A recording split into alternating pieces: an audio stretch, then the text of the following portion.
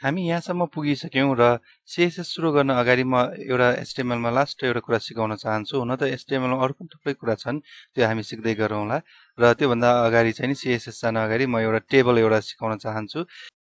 Table भयो भने चाहिँ हामीले यो सिंगल जुन कलम छ, यो कलमलाई 2 कलम अथवा 3 कलम गरेर डिभाइड गर्न सक्छौं।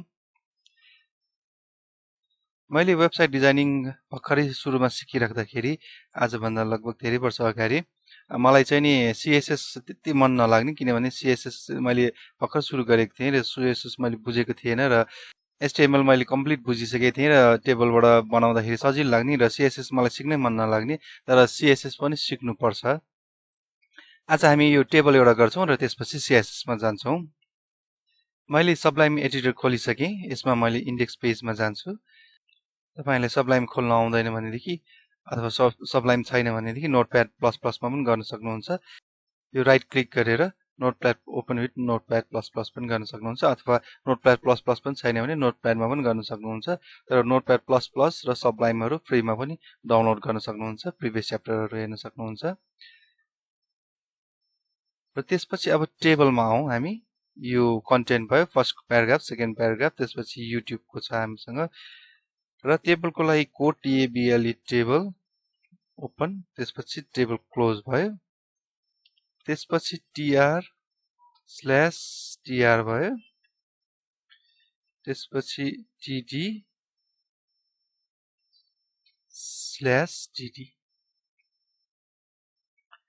टेबलमा हामीले सम्झिने भनेको यही हो, table open, table close, TR open, TR close, TD open, TD close. अब TD मा चाहिँ नि हामी अब यसमा चाहिँ के डिस्प्ले गरौँ भन्दाखेरि सुरुमा यस्तो गरौँला, हामी सुरुमा यही कन्टेन्ट चाहिँ नि राखौँला। यो कन्टेन्टलाई कपी गरौँ। सुरुमा सजिलोको लागि म यसरी 1 राखौँला। फेरि यो TR र TD कपी गरौँ, यसमा 2 राखौँला। Control save. अब रिफ्रेश गरे मैले, यहाँ हेर्न सक्नुहुन्छ 1 र 2 आएको छ। यसमा बोर्डर चाहिँ आएको छैन। अब बोर्डर राख्न चाहनुहुन्छ भने border is equal to 1। अब रिफ्रेश गरे, रिफ्रेश गरिसकेपछि यहाँ हेर्न सक्नुहुन्छ बोर्डर आएको छ। र त्यसपछि टेबलको बीचमा यहाँ अलिकति लाइन ग्यापिङ राखौं।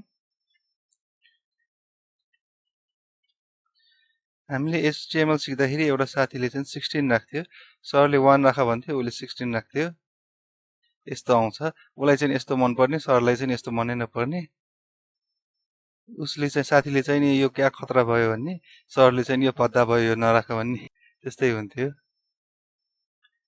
अब हामी अहिलेको लागि 1 मै जाउँ र यो जुन माथिको कन्टेन्ट छ, यो कन्टेन्ट मैले पुरै कपी गरे र 1 को ठाउँमा यो यसरी राखौँ, यसलाई अझ क्लियर हुन्छ। यसलाई यसरी लाइन ब्रेक गरे भने अब सफा देखिन्छ। यहाँ पनि राखौँ र यो 2 को ठाउँमा पनि राखौँ। सेभ। यो स्पेस अलिकति छोडौँ, एक लाइन, ताकि सफा देखियोस्। र अब रिफ्रेश गरिसकेपछि यस्तो आएको छ। यहाँ हेर्न सक्नुहुन्छ हाफ हाफ आएको छ। अब हामीलाई यस्तो कलम चाहिएन, हाफ कलम चाहिएन, यहाँ चाहिँ सानो एउटा कलम चाहियो र यता चाहिँ फुल कलम चाहियो। अब त्यसको लागि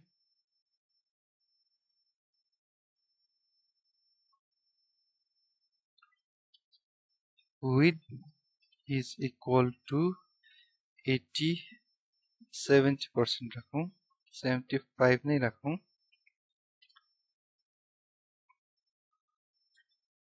रिफ्रेश गरिसकेपछि यहाँ आएको छ, यहाँ एउटा कलम आएको छ, यहाँ यति आएको छ।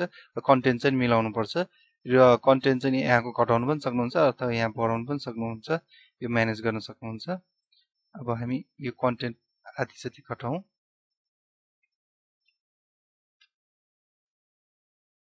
रिफ्रेश, अझै थोरै घटाउँ।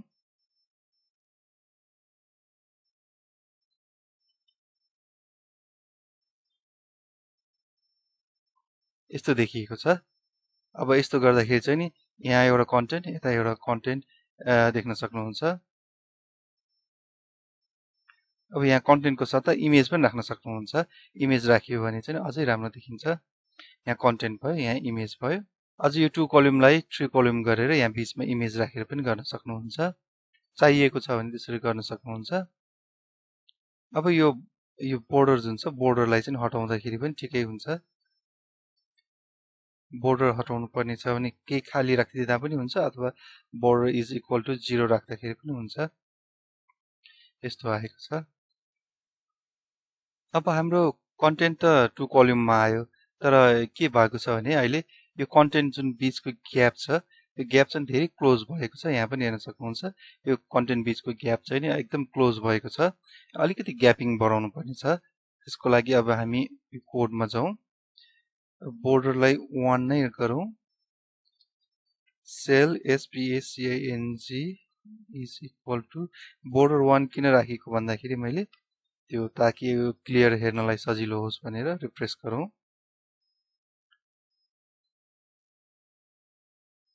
रिफ्रेस गर्दा केही इफेक्ट रिफ्रेस गर्दा केही इफेक्ट देखिएन, किन भन्दाखेरि हाम्रो स्पेलिङ मिस्टेक भयो। SPACING।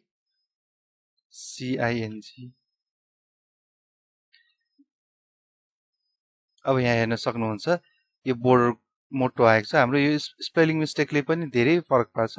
एउटा स्पेलिङ मिस्टेक एउटा डटले पनि धेरै फरक पार्छ। यो अब यहाँ हेर्न सक्नुहुन्छ बोर्डर मोटो आएको छ, यता ग्याप छ र अब हामीले यसलाई बोर्डर इज इक्वल टु 0 गर्दाखेरि यस्तो इफेक्ट देखिन्छ।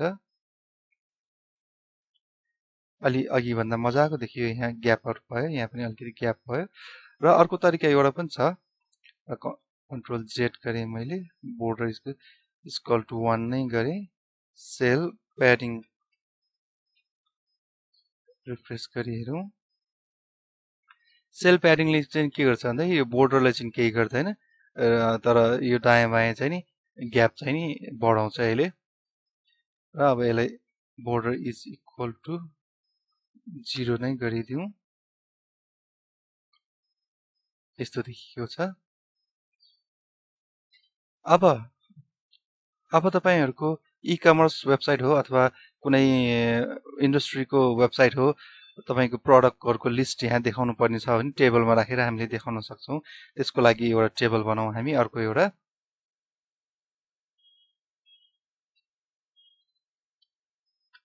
Table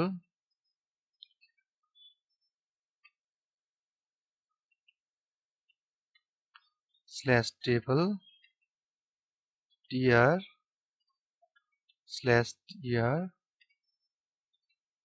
tt slash tt। अब यो अघिको त बुझिसक्नु भयो होला। अब हामी एउटा चाहिँ नि यहाँ सिरियल नम्बर दिन्छौं। यो फाइल कपी गरौँ।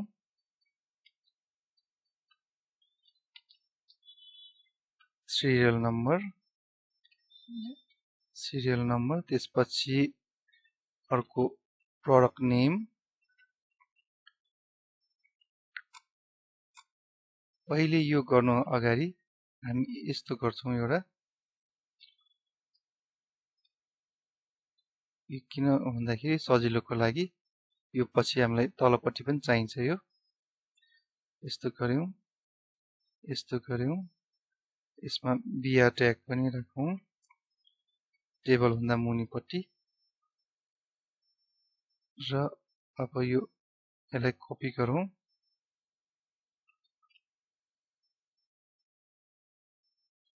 दुईटा। अब हामी कतिवटा चाहिन्छ त्यो अनुसार गर्न सक्छौं। अब बल्ल हामी सिरियल नम्बर राखौं। त्यसपछि यो क्लोजिङ सकिसकेको छ र यहाँ आउँ एउटा। अझ यस्तो गर्दाखेरि पनि सजिलो हुन्छ। कन्फ्युजिङ छ भनेदेखि चाहिँ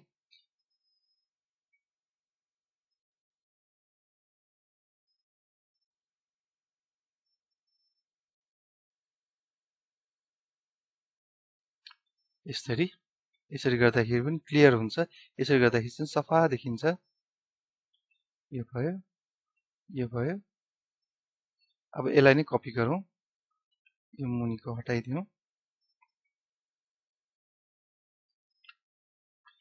अब हामी सिरियल नम्बर, प्रोडक्ट नेम र प्राइस र अर्को एउटा हामी माथि के पनि राखौं भन्दाखेरि हुन त माथि अर्को तरिकाले पनि राख्न सकिन्छ, यो माथि नै नाम पनि दिन सकिन्छ, तर हामी चाहिँ नि हामी यता आवर प्रोडक्ट्स भनेर दिउँ। यो आवर प्रोडक्ट्स भनेर हामीले यो टेबलभन्दा माथि पनि डिफाइन गर्न सक्छौँ, यहाँनिर यता पनि डिफाइन गर्न सक्छौँ, तर अहिले हामी यहाँ नगरौँ, यता एउटा कुरा यहाँ पनि म सिकाउँछु। त्यसपछि नम्बर 1 प्रोडक्ट भयो। नम्बर 1 प्रोडक्टमा चाहिँ हामी माउस राखौँ, माउस 750 प्राइस। त्यसपछि 2 नम्बरमा कीबोर्ड राखौँ, कीबोर्डको प्राइस राखौँ, मलाई ठ्याक्क त थाहा छैन कीबोर्डको प्राइस, मैले बिर्सिसकेको छु, 950 राखौँ फर एक्जाम्पल। अब यो सेभ गर्यौँ हामीले, अब आउटपुट हेरौँ। अब यस्तो आएको छ हाम्रो। बोर्डर पनि राखौँ, border is equal to 1।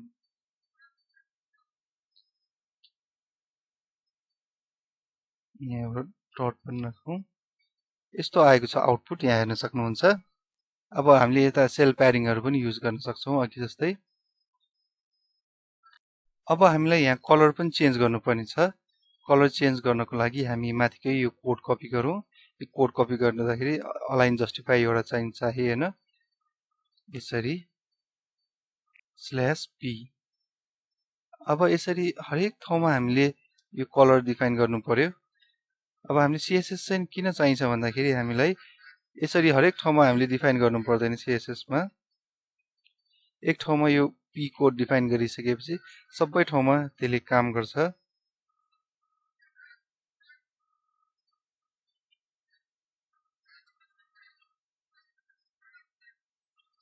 Video एकछिन पौज गरेर म सबै यो गरिसक्छु। अब सबै ठाउँमा भइसकेको छ, कन्ट्रोल सेभ गरेँ मैले। अब रिफ्रेश गरी हेरौँ, अब यहाँ यसरी आएको छ। अब हामी यहाँ सेल्स प्याडिङ पनि राखौँ।